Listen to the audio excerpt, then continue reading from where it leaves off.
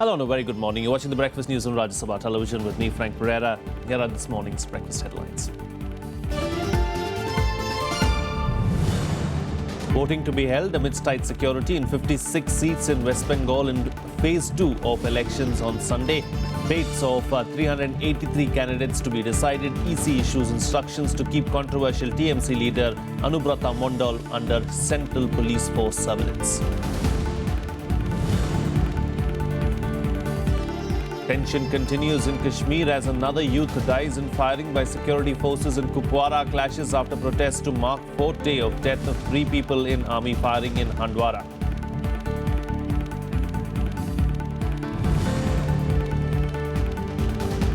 G20 nations seek crackdown on tax havens and shell companies during meeting in Washington. Finance Minister Arun Jaitley calls for more coordinated efforts to boost global growth.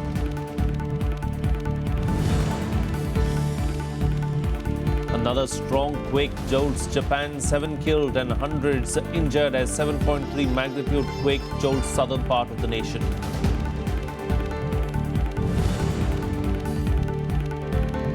And India to take on Australia in the finals of the Azlan Shah Cup in Malaysia. India beat the host 6-1 to enter the finals for the 7th time.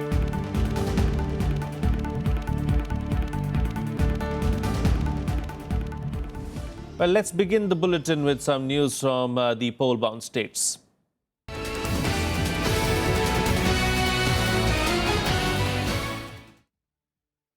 Well, the campaigning for the second phase of the assembly polls in West Bengal came to an end at 5 p.m. on Friday. Now, voting will be held in 6 North Bengal districts, including Jalpaiguri, Darjeeling and Malda in this phase. The second phase of the polling for 56 assembly constituencies will take place on the 17th of April.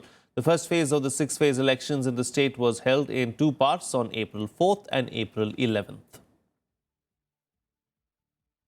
Meanwhile, elaborate security arrangements were made today for the second phase of assembly elections in West Bengal. The Central Armed Police Forces will handle the situation inside the booths, while the state police forces are involved in other jobs like managing queues and crowds. In all, 83 companies of the Central Security Forces and 2,800 state police have been put in place to ensure peaceful polling.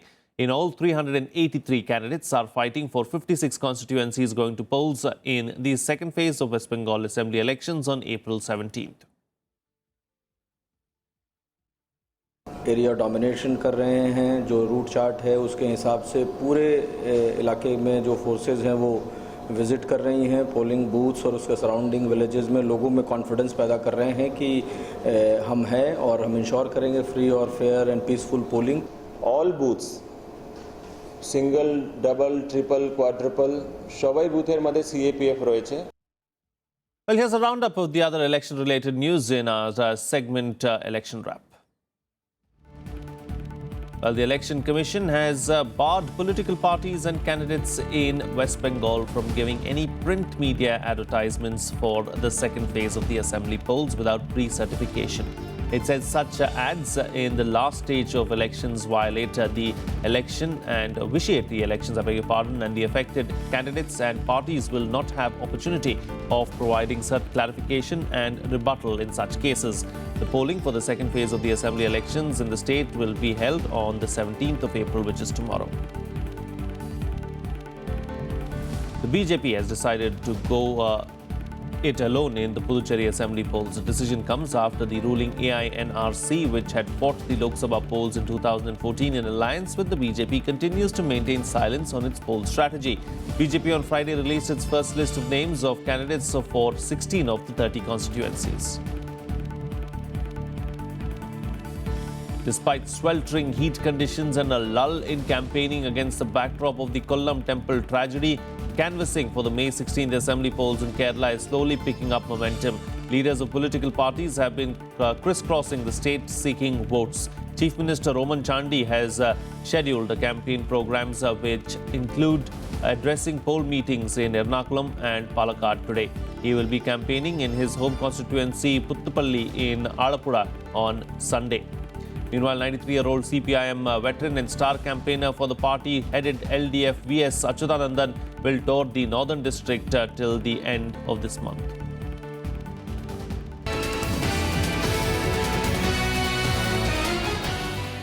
Well, moving on to other news now, Rajya Sabha Chairman Mohammad Hamid Ansari gave his approval to the CBI to prosecute JDU MP Anil Sahani. The MP is facing charges of cheating and corruption in the LTC scam, but has so far denied all charges and refused to resign. Here's a report. Rajya Sabha Chairman Mohammad Hamid Ansari gave his approval to the CBI to prosecute JDU MP Anil Sahani. The Rajya Sabha MP faces charges of cheating and corruption in what is being called the LTC scam. The Bihar MP will be the first from the upper house to be prosecuted by CBI. ये खबर हमारे संज्ञान में है। Party के राष्ट्रीय अध्यक्ष श्री नीतीश कुमार जी एवं वरिष्ठ नेता श्री शरद यादव जी को मैंने सभी तथ्यों से अवगत कराया है और हम श्री साहनी जी के भी संपर्क में हैं। उचित समय पर आपको सही सूचनाओं से अवगत कराएंगे। The CBI has charged that Sahani conspired with other persons to use forged e-tickets and fake boarding passes without performing the actual journey. His actions allegedly defrauded Rajya Sabha to the tune of 23.71 lakh rupee. This case was surfaced in 2013, and at that point of time our party stand was very clear that if there is something evidence, the case should be filed and the trial should take place, and anybody guilty should not be spared. CBI filed a case on 31st of October 2013 against Sahani and others after the Central Vigilance Commission reported the case. Sahani, however, has denied the charges and refused to resign the membership of the House. ये सब राजनीति से प्रेरित है।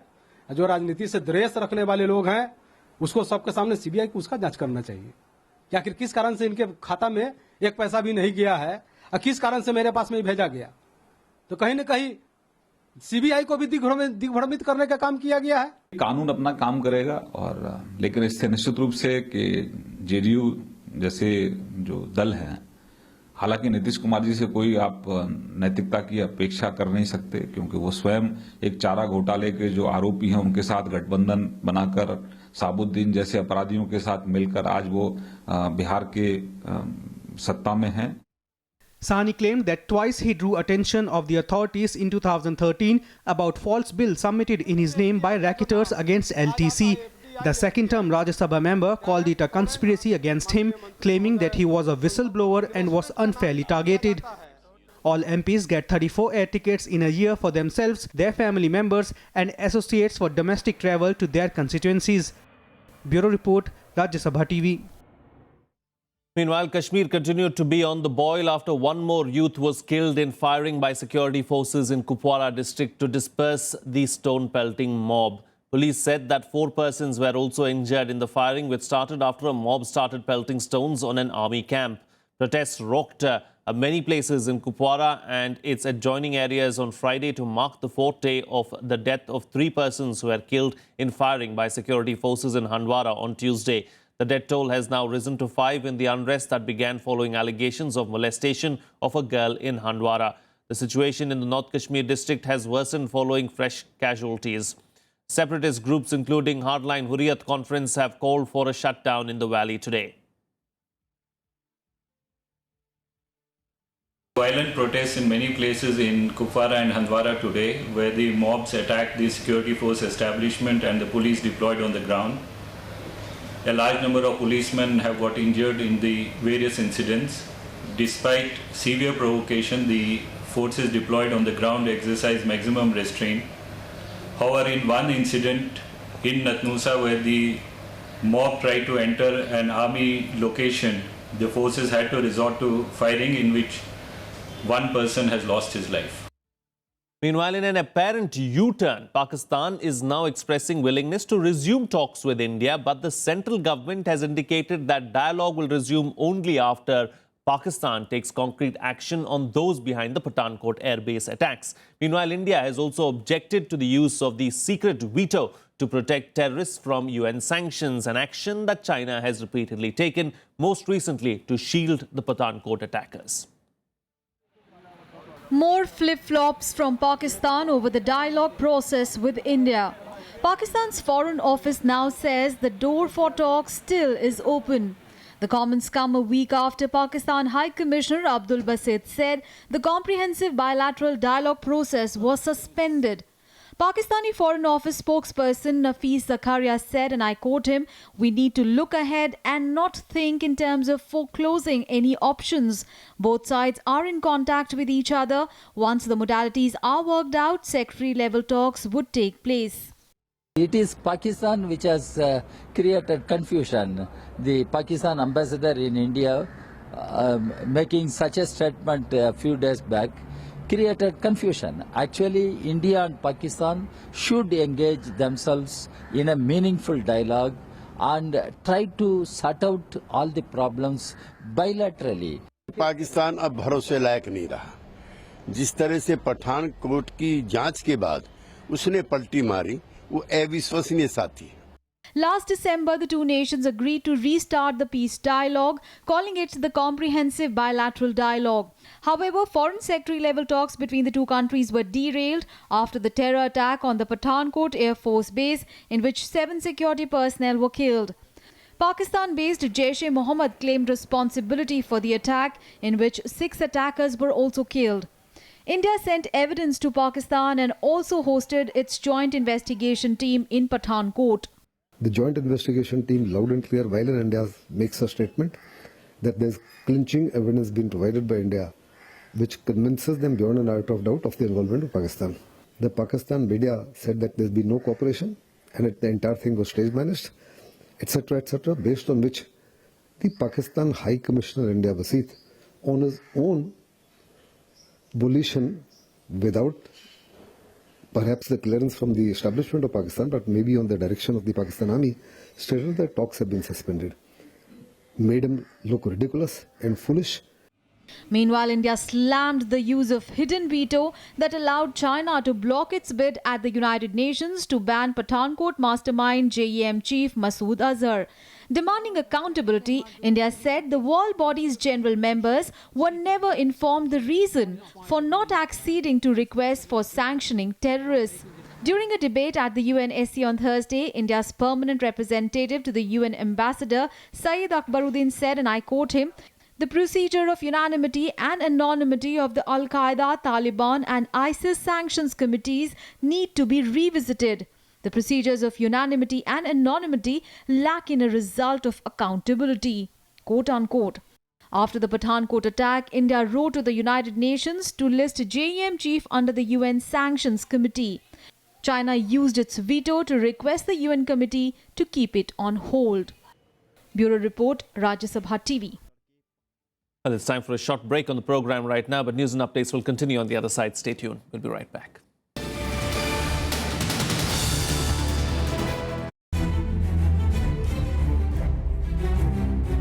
Elections for Tamil Nadu Assembly just round the corner. 4,000 libraries available, but liquors are 6,800 something. All parties agree that prohibition is the way forward. People are demanding prohibition. The first resolution of the party was total prohibition in Tamil Nadu. What is stopping the government from announcing it? Banning the sale of liquor was not a viable option, as it would result in a loss of 20,000 crore a year, which would mean 1 lakh crore every 5 years. Watch our special report, The Prohibition Dilemma, only on Rajya Sabha television. Hello, I am Ishan Russell. I'm Tracy Shilchi and you're watching News Tonight.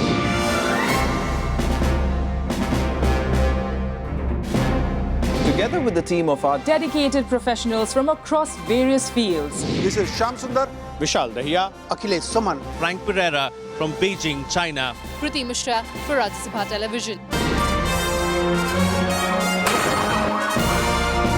We bring to you the news that matters here on Rajya Sabha TV.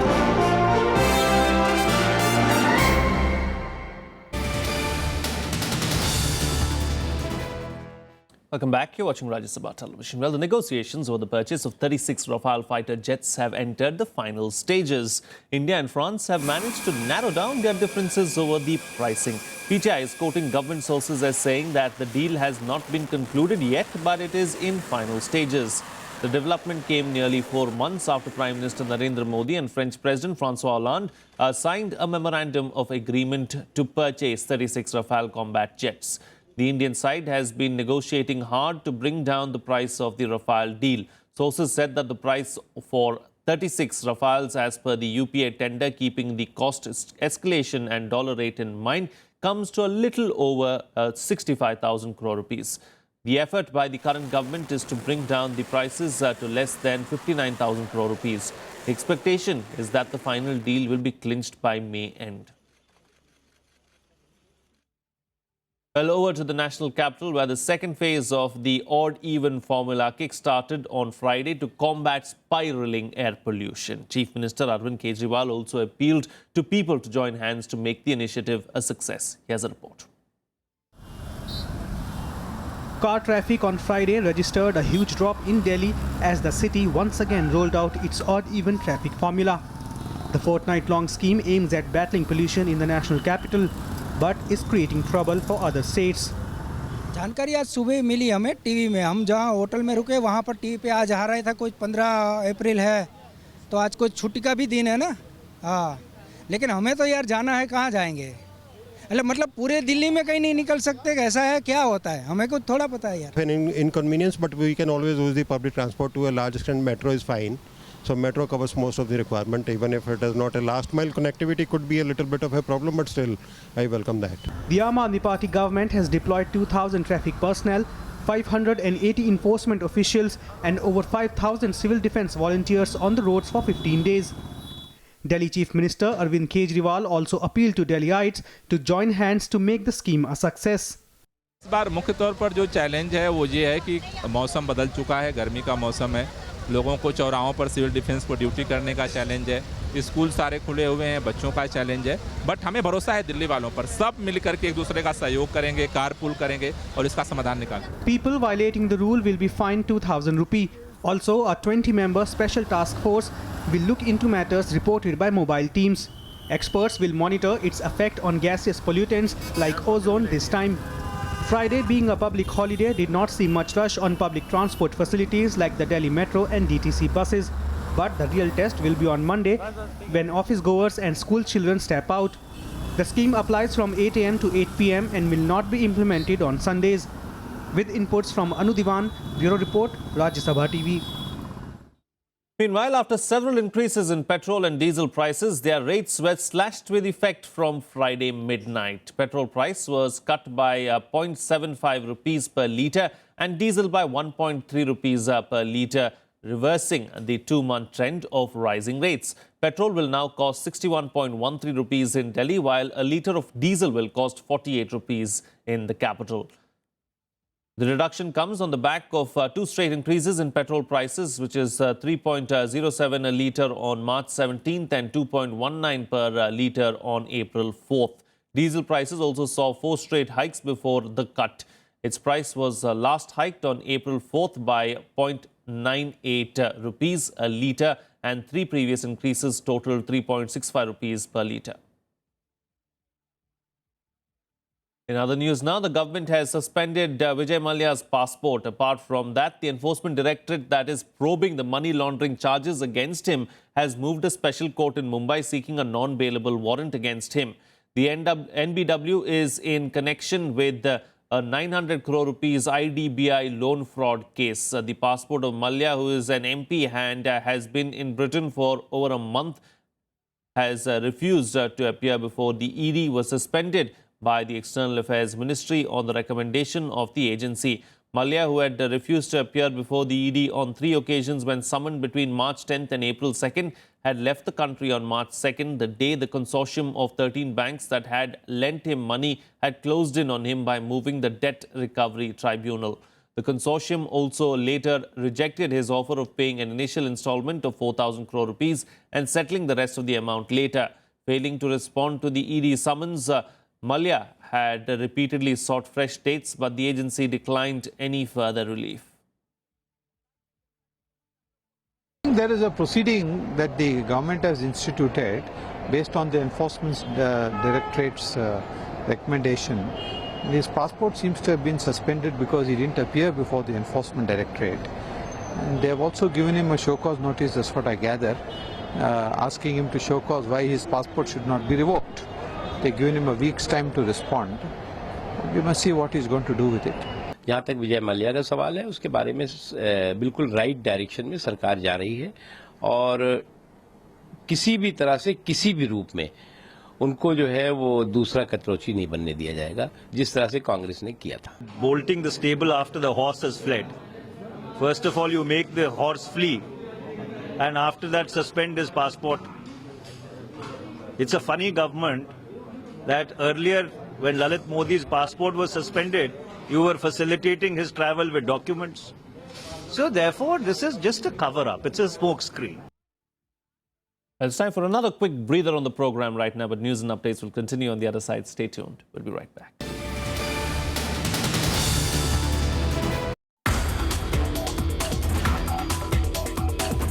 We should have teaching of earth sciences in school.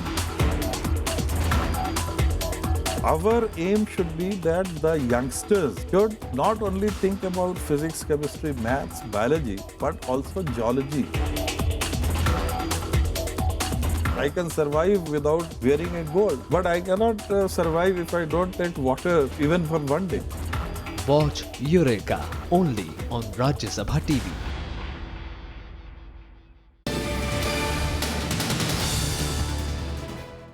Welcome back. You're watching Rajya Sabha television. Well, the world's leading economies took a step toward denying tax evaders and money launderers around the world the ability to hide behind anonymous shell companies.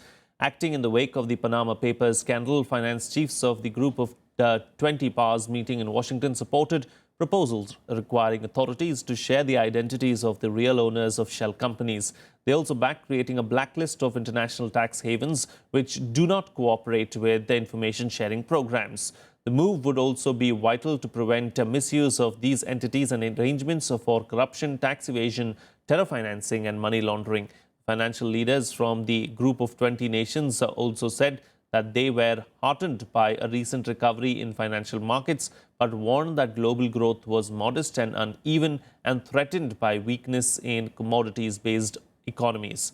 With this in mind, the finance ministers and central bank governors repeated their pledge to refrain from competitive currency devaluations, but offered no new initiatives to keep growth from stalling.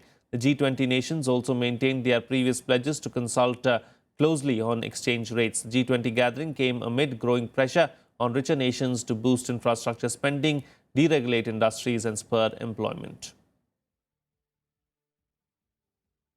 That's why it was our Prime Minister, David Cameron, who put these issues at the forefront of the then G8 agenda.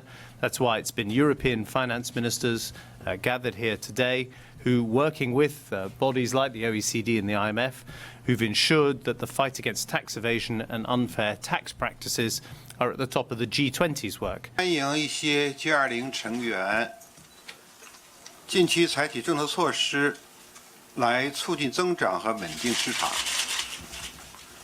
并重申承诺，在国备层面和 G20。 Well, External Affairs Minister Sushma Swaraj will embark on a two-day visit to Iran today. The aim will be to step up engagement in a range of areas, including oil and trade. The visit will be the first by any Indian minister since the lifting of sanctions against Iran. Iran is an important country for India for its energy security as well as to get access to oil and gas-rich Central Asian nations. Swaraj's visit to Tehran is seen as a balancing act following Modi's trip to Riyadh, during which both the countries had signed a number of pacts. Following lifting of sanctions against Iran, India has been eyeing deeper energy ties with that country and has already lined up $20 billion as investment in oil and gas as well as petrochemical and fertilizer projects there. In Tehran, Swaraj will hold extensive talks with her Iranian counterpart. The External Affairs Minister will also call on Iranian President Hassan Rouhani. From Iran, Swaraj will leave for a two-day trip to Moscow to attend the annual foreign ministers meeting of Russia, India and China. On the sidelines of RIC, Swaraj is expected to meet her Chinese counterpart and is likely to raise the issue of China blocking India's bid to ban Jaish-e-Mohammed chief Masood Azhar by the UN. Some more international news now. A second powerful quake measuring 7.3 on the Richter scale hit southern Japan in the early hours today. This quake comes just a day after a 6.4 magnitude quake left 9 people dead.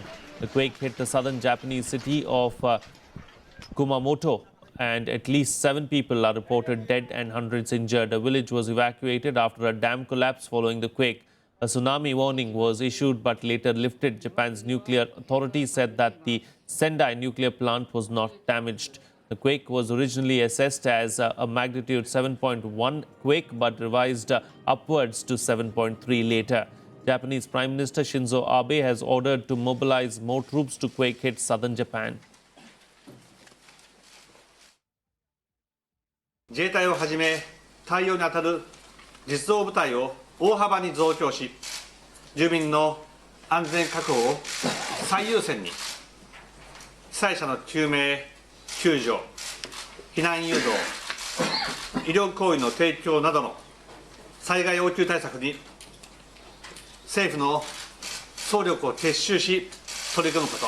12時時点で約1300名ちょっとぐらいの方が避難をされておりまして、ただ夕方になると帰ってこられるケースがやっぱりどうしても出てくるものですから、もうちょっと増えるかなというふうには思っております。やっぱり家ではまだちょっと不安がられるかなと、余震も続いてますし、はい。Staying on with international news now, the lower house in Brazil has begun a 3-day debate on impeaching President Dilma Rousseff. The debate is on whether to recommend her trial by the Senate. The President of Chamber of Deputies opened the debate after a congressional committee recommended impeachment on Monday. In acrimonious exchanges on the floor of the Congress, pro-impeachment lawmakers chanted Dilma out at the start of the debate, which is set to culminate with a vote on Sunday, which Rousseff is widely expected to lose. The government lost a last-ditch appeal on Thursday before the Supreme Court to halt the impeachment process. Rousseff is accused of manipulating budget accounts in 2014 to secure her re-election. She has strongly rejected the accusation, branding the impeachment process a coup. After several allied parties abandoned Rousseff's coalition in recent weeks, the opposition is expected to gain two-thirds of the votes in the 513-seat lower house to send the process to the Senate. But in the middle of all this, there is some support for Rousseff. Former President Lula da Silva says that the impeachment move will fail and that the vote will only destabilize the country.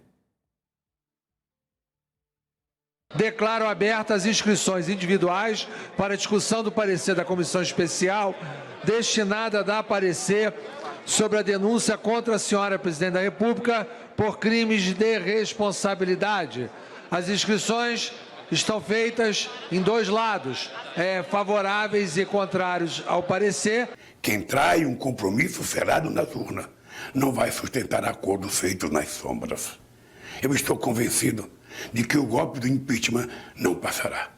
Derrubar governo eleito democraticamente, sem que haja crime de responsabilidade, não vai consertar nada.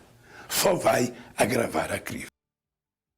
Moving on to some sports news now, India will take on world champions Australia in the finals of the Sultan Azlan Shah Cup tomorrow. India finished in the second spot after defeating hosts Malaysia 6-1 on Friday to enter the finals for the seventh time. SV Sunil, Harjeet Singh, Ramandeep Singh, Danish Mustaba and Talwinder Singh scored for India, while Shahril Sabha scored a consolation goal for Malaysia.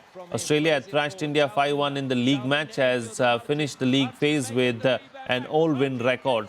The world champions are vying for their record 8th Sultan Azlan Shah Cup title.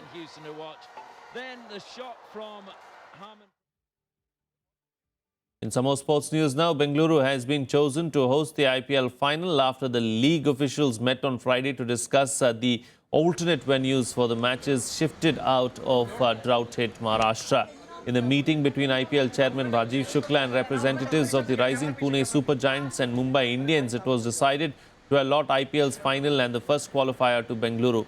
The two affected franchises were asked to pick from Raipur, Jaipur, Visakhapatnam and Kanpur as their alternate home base. While Pune opted for Visakhapatnam, Mumbai Indians have sought 2 days' time to choose their new base. Mumbai, Pune and Nagpur were the three venues in the Maharashtra holding IPL matches, but the Bombay High Court ordered to shift 13 matches, including the final, out of the state in the view of the severe drought in Maharashtra.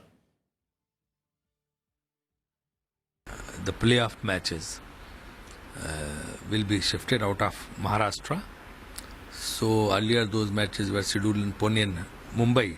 So we are shifting them to Bangalore. So Q1 and final will be played in Bangalore and Q2 and eliminator will be played in Calcutta. There were 4 venues which had been suggested to them, out of which Pune has gone for Visakhapatnam and Mumbai Indian has to come back to us. Well, that's it on this edition of the Breakfast News. Have a good day.